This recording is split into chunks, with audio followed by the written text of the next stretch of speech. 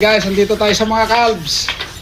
At ayan, sa mga nagbabalak nga palang mag-training sa dairy farming sa around Isabela, yan, Nueva Vizcaya, mayroon pong ating tayong kaibigan sa aming town mismo, si R&D Oliveros Institute of Technology na matatagpuan sa Nueva Rojas, Isabela. At ayan, sa mga nagtatanong sa akin around Cagayan Valley area mostly, ay pwede po kayo mag-training sa kanila. Then pag nakakuha kayo ng training certificate, then mag-apply muna kayo sa Japan, ganyan. Lalo na pag bata pa kayo guys, ay mas bata kasi mas qualified dun sa Japan.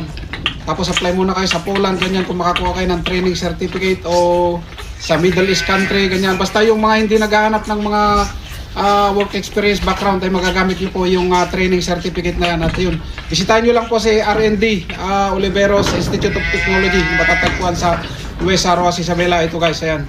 At kaibigan ko po siya at kakilala mismo kasi taga Rojas, Isabela ko, kaya yun. At yun, bisitahin nyo lang po yun. Maraming salamat. God bless. Bye-bye.